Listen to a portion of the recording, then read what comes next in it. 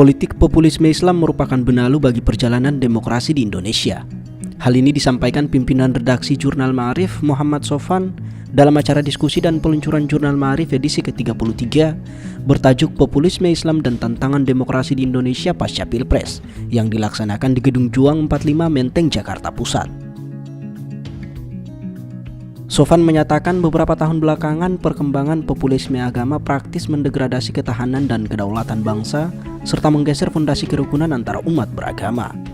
Selain itu, populisme agama juga meresonansikan kegaduhan di ruang publik, meruncingkan perbedaan serta menyulut intoleransi. Menurut Sofan, populisme agama yang kini mengancam demokrasi Indonesia tidak terjadi secara alami melainkan direkayasa. Ia menegaskan ada aktor intelektual yang sengaja memanfaatkan isu agama sebagai komoditas untuk kepentingan politik elektoral.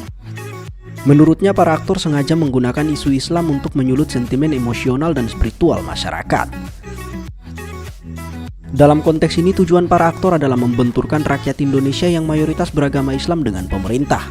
Seperti yang terlihat sejauh ini, para aktor berhasil menyulut sentimen spiritual rakyat Indonesia lewat isu diskriminasi dan intimidasi yang dilakukan pemerintah terhadap kelompok tertentu dalam Islam. Selain isu agama, para aktor juga biasanya menggunakan isu kebangkitan PKI, hegemoni negatif investasi luar negeri terutama Cina, isu kultur budaya serta isu identitas sosial. Salah satu pembakar dalam isu-isu populisme itu adalah sentimen teologis, sentimen agama.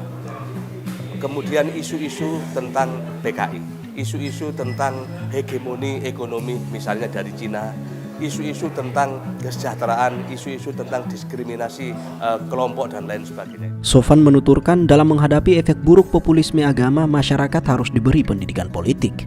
Hal ini sangat diperlukan untuk mengakselerasi kemampuan rakyat dalam menilai setiap modus kepentingan politik elektoral yang menggunakan isu agama.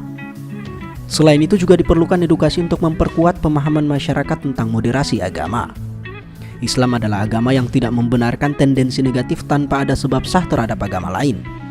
Islam tidak pernah mengajarkan intoleransi dan kebencian terhadap pemeluk agama lain. Prinsip dasar Islam itu adalah pertama, Islam itu adalah agama rahmatan lil alamin. Islam itu mengajarkan persaudaraan, ukhuwah Islamiyah. Artinya persaudaraan antar Islam. Ada ukhuwah insaniyah, persaudaraan antar sesama manusia. Ukhuwah basariyah, maksudnya persaudaraan lebih luas lagi, ya kan? Ada ukhuwah insaniyah, ukhuwah basariyah, ukhuwah Islamiyah, ya kan? Dan terakhir ukhuwah watoniyah, yaitu persaudaraan yang diikat oleh rasa nasionalisme yang sama. Sementara itu, dalam diskusi juga hadir Wakil Rektor 1 Universitas Muhammadiyah Malang, Prof. Dr. Syamsul Arifin, dan peneliti Lembaga Ilmu Pengetahuan Indonesia Amin Muzakir.